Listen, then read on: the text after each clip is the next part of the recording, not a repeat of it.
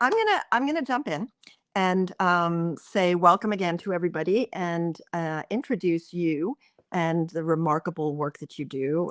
First, I want to explain we've launched this series at the Women's Media Center to really feature news and information from perspectives with some depth that you might not get in just the stream of videos or in the media you consume. And so I'm just delighted to have you here with us today.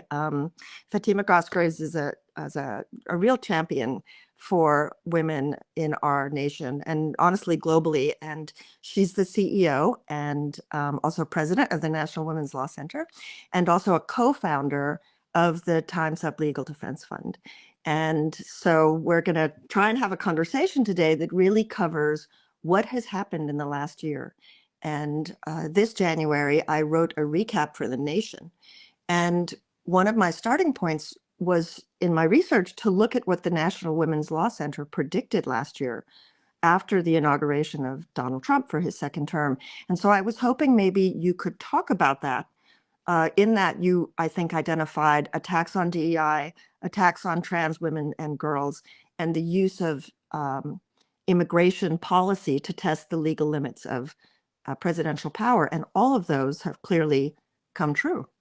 So can you talk to us a little about the past year, what you've seen, and what challenges to that agenda you think have worked and maybe didn't work so well? Because I think that's insightful.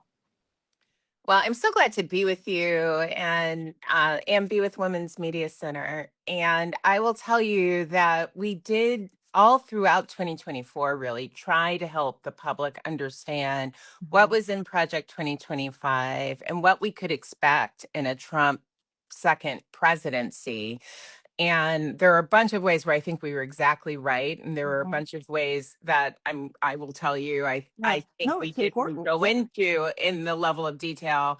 And for those who want to go really deep with us, we have a report on our website that goes through in a lot of detail on Trump's first term in terms of gender and democracy. And so I encourage people to take a Mhm. look at it.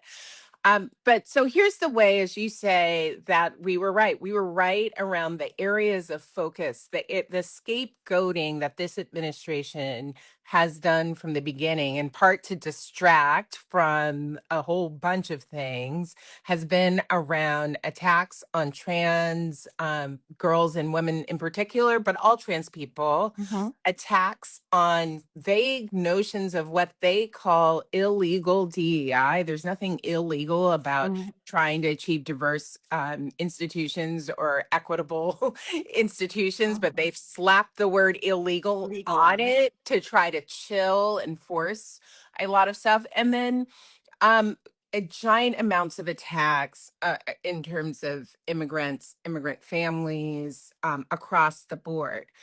There are a couple of things I just want to name that I think we did not fully understand the way it Mhm. was going to operate. One was the way Doge would wreak havoc around the Right. federal workforce and around all federal funding broadly. And what that meant was that it accelerated the timeline that some of these things happen. So you'll see in our report and some of the reporting that has happened out there that many of the aims of Project 2025 happened very fast. And in part, that was because there was sort of the Doge effect, which Right. a lot of the things that Doge did have been later found out to be illegal. But once they broke something, it was sort of It was hard for broken. either the public to understand it or to fix it. So that's one thing. And then the second thing I will tell you, I did not fully understand is the range of ways people would comply with things they didn't have to comply with. And by that, I mean, there are lots of things the administration was, especially a year ago, running around saying, you should do X, you must do Y, even though they knew they had totally no authority. And lots of folks got scared and complied. We Right. saw that among law firms who took deals. They hadn't Right engaged away. in any illegal conduct, but their No. deal was their hope of some sort of protection. I would say the same is true with a lot of colleges and universities. Mhm. And what happened was a huge chilling effect. Mhm. And so that sort of shock and awe approach together with a retribution Yes, agenda. Before all of the cuts at the Washington Post, there used to be a whole retribution beat, right? that's right.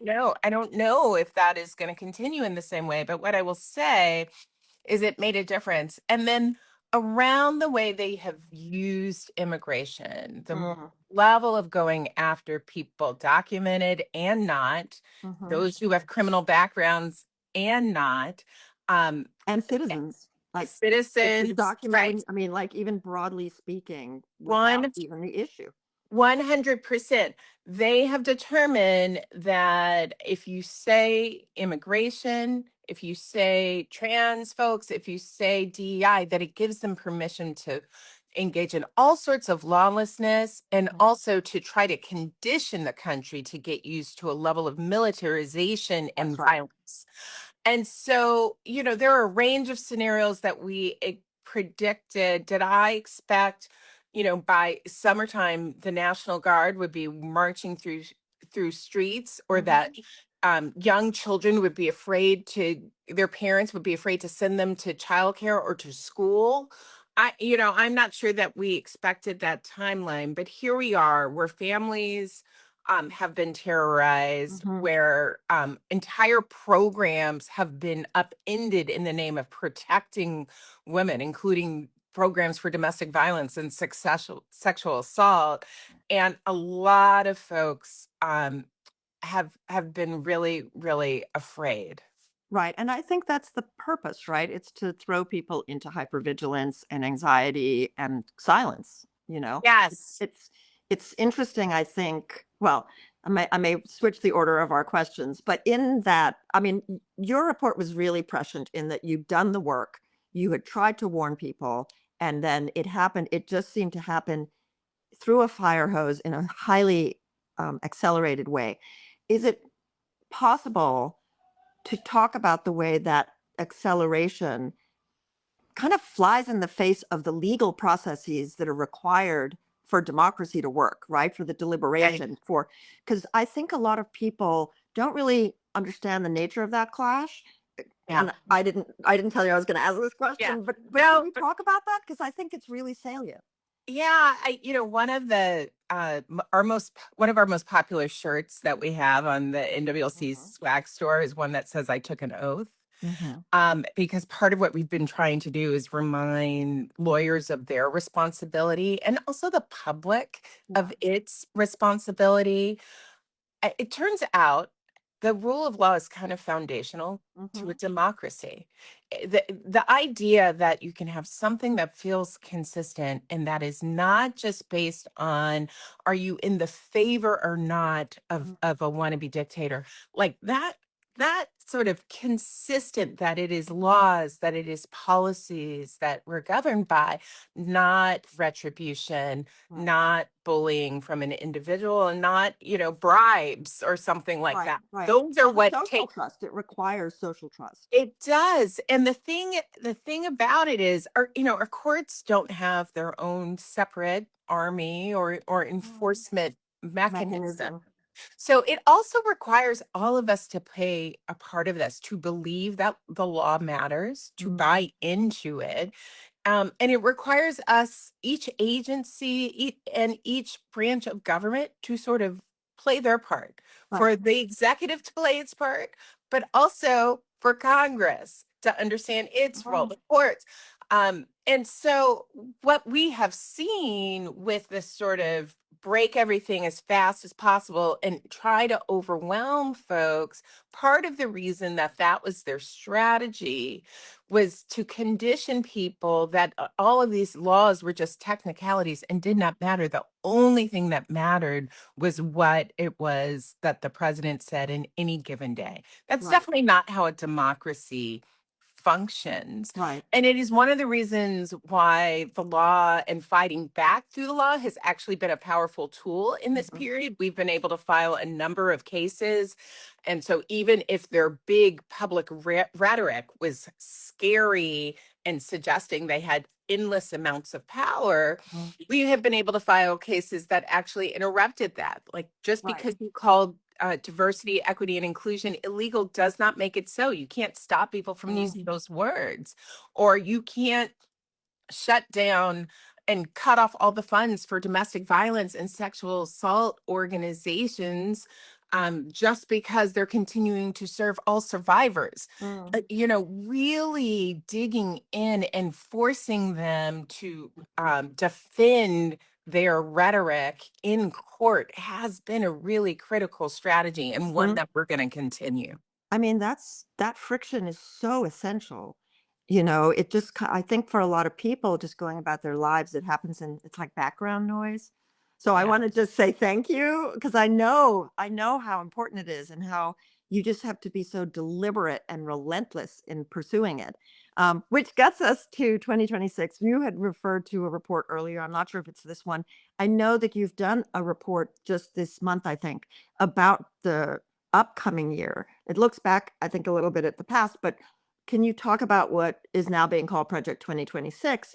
Because what I find so corrosive about it is that it will it will affect outcomes that cut horizontally across so many aspects of life, that the way I describe it is just a relegation of citizenry, like just downgrading, eroding, removing people's civil rights, their voting rights, their financial security, their health. But can you talk about what it looks like? Because you don't have to be explicit about that. It can just be the effects of the policy. Yeah.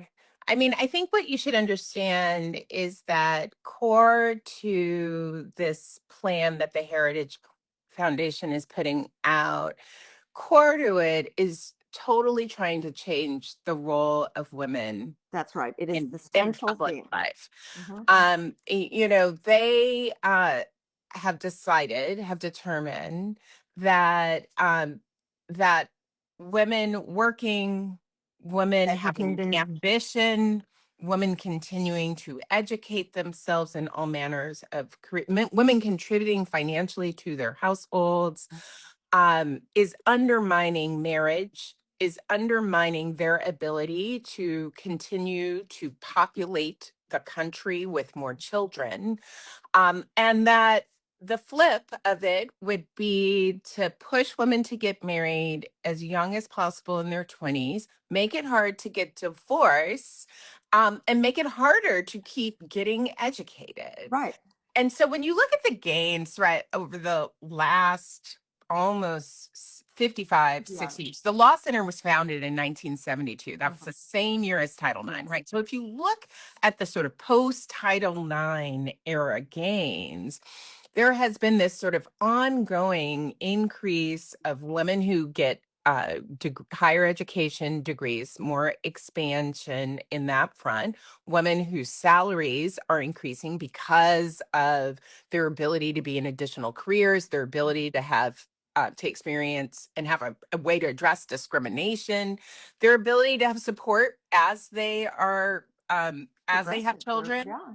and all sorts of laws and policies that alongside cultural change have made huge differences in the economic security, for families in this country, Mm. but for women. And when you pair that set of ideas that they have with their true desire and assault around controlling reproductive freedom to sort of force women into pregnancy and not Mhm. give them options around other forms of reproductive health care, whether it's contraception, whether it is abortion care. Mhm. Like that is how they get there, right? A Right. forced birth, like, and thinking about women as their primary role as those who can breed and Yeah, fuel the next they're generation. reproductive prosthetics, really. They're like, we need these women to be making our babies is Right. essentially the basis of it. And they're sort of saying that, and Mm. and you have a whole really what used to be considered a very fringe movement, that of the pronatalists, and Oh those yeah, folks that's right. would, they were not in the mainstream of conversation. They certainly weren't in the White House talking to the vice president or suggesting they put out Mhm. executive orders that included things like medals for having lots of babies. Mhm. It is a little bit flipped upside on their head. And I can't. I can't talk about this with also mentioning, the SAVE Act is coming up again Absolutely. as we're Yes. talking. And one of the things that is sort of a quieter part of the SAVE Act that we and others are doing a lot of work to make sure people understand is that part of what they're trying to do is just make it hard for women to vote. Some of Yeah. us, listen, a long, long time ago, I changed my name when I got married. Mm-hmm. Turns out a Yes. lot of women did that. A lot of A lot. women changed their Well, name. yeah, It like is a lot. 91% of American women change their names, which is a gobsmacking number in 2025, 2026, right? right. And so, they're trying to make it harder for us to vote. And this piece of the SAVE Act, it's not the only harmful piece No. of the SAVE Act, but it is one I want women to understand that part of the way that they try to sabotage and make it harder for people to vote in 2026 and beyond is by putting these sorts of hurdles Right. around identification that most people don't have. Most people don't have passports. Right. And I just got to tell you, if you have had this sort of name change situation, which is a pain in the butt in the Very first place, complicated. Yeah. Super complicated. it's very complicated. Your Yes. birth certificate does not match your ID because you changed your name. I mean, more than 60 million women in the country potentially face that obstacle, and many don't know it, right? They just wouldn't give it a second thought. And, you know, And it's that- not just women, it's other people for who sure. could find themselves, whether it's trans folks who change their name Mhm. or older people who just don't have access to a whole bunch of No documents document. You were anymore. born in the Jim Crow South. You could very well have nothing like that, you know? And so if women don't have a critical voice in our future as Mhm. they are driving forward the heritage foundation's upside down notions of the role we should play Mhm. in the future, you see how all of that comes together Right. in ways that are really dangerous. And so part of our task is making sure people know it, making sure people know that this really extreme plan is their plan and we should have something to say about it. And Right. also that, things like the SAVE Act are on the horizon and we have to defeat it. Hmm. I mean, what I really admire about the work that you do, and I know we try to do this at the Women's Media Center, but it's it's really connecting the dots between things that get siloed in media. You'll hear about abortion rights, and then you'll hear about childcare, and then you'll hear about cuts to the education department or recategorizations of student loans. And you'll hear about them in isolation from each other. And it's just really important, I think, which is in these reports that you've been producing and in your work, to see what those connections are, to make them very explicit to people, because they will experience them as compounding. They'll have compounding Right. effects on life, That's right.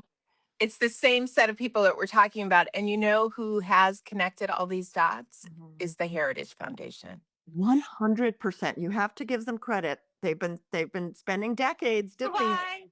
No, man, I take that back. Don't give some credit. No credit. But they're super thorough. Like they really do. They are super thorough about having all the bases covered. And media helps, I think. This is, I think, a frustrating aspect of it.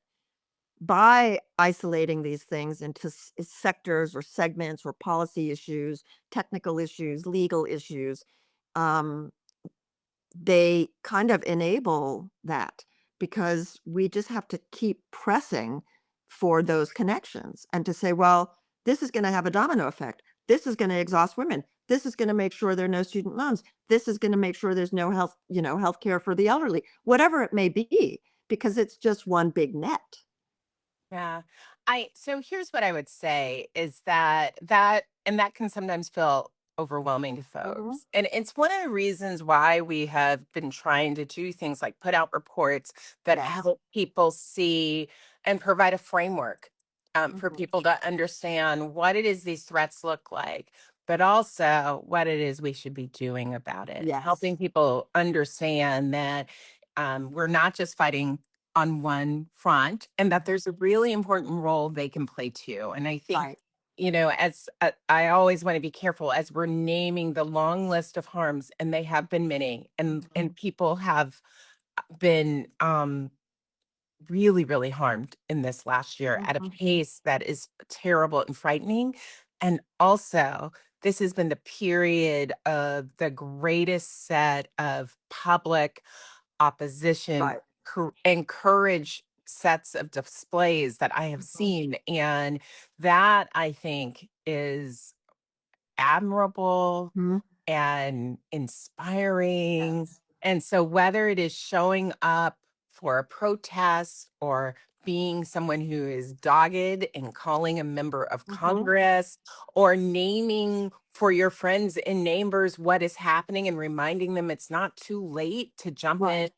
the fight, I just want people to know, their work is not useless. It's not futile. Absolutely. It matters. Right. And I think too that I agree with you. The solidarity and the mutual support and the care that have been evident in the last year, it's really inspiring. I know a lot of people feel frozen or despondent, but I also want to point out that the backlash we're living through is not because we failed. I keep saying this. It is because we were so effective, and so even though there are these massive obstacles and challenges being put in our way, we need to remember that because it's not just a matter of moving forward and resisting or having solidarity, but to think about it in this continuum of revolutionary change. As you said, the last 60 years have been completely transformative, and yet it's easy to lose track of that in the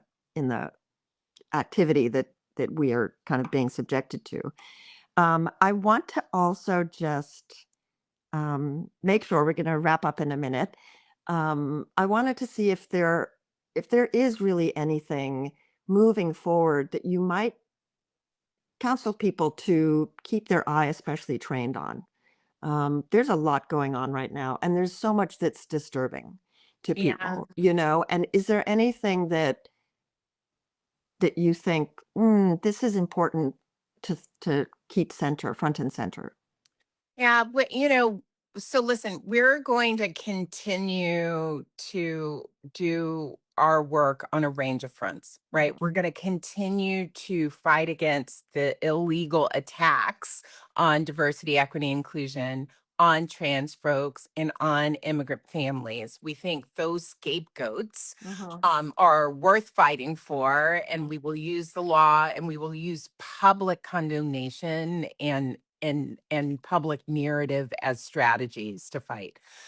The other thing, though, that we can't stop thinking about and working on are the giant amounts of cuts to federal programs that affect people's lives. mhm, Some of it was in the big, ugly bill that passed over last year, and folks cannot forget that they did that when they see these cuts mhm, coming through and affecting their lives.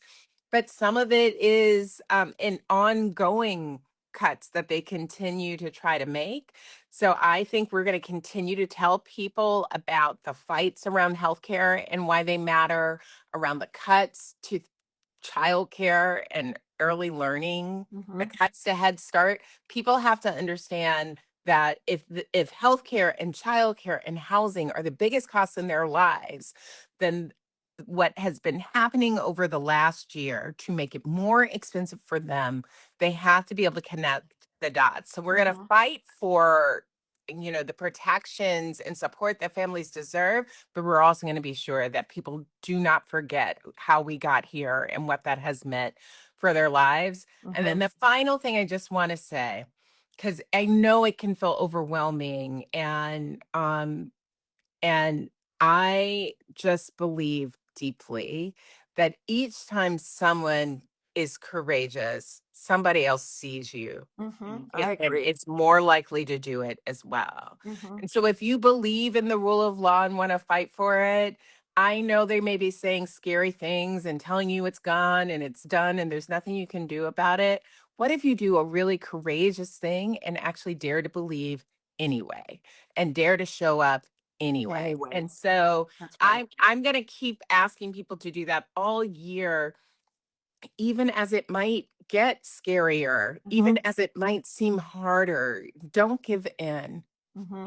Fight for what you believe in. Yeah, I think that maintaining that hope and also in doing it, building social trust. This is so important because we can see each other, and the one of the most powerful tools they have is distrust. It, Yeah. it is the distrust that they're trying to sow. And so, insofar as we can say, no, we're not doing that, I think it's really important. All right, we're going to close, but I really wanted to say thank you and to also ask you how people can find you and support the work of the National Women's Law Center. Well, I'm so glad we got to be in Yes. conversation. What a beautiful thing this week. You can find us both on our website, which is nwlc.org, where you can sign up for information. But also, we're on all the social Yes. channels, and you can find the National Women's Law Center there. It's at National Women's Law Center. And so I hope you follow us and engage with us, and stay in it with all of Yes. us. Yes. And so thank you for your work. Thank you, everybody, for joining us. We're going to post this on our accounts so that if you do have comments or you want to share it, it will be there. All Um, right. all right. Have a Take good care. day. Have a good Thank one. you. Bye Bye. bye.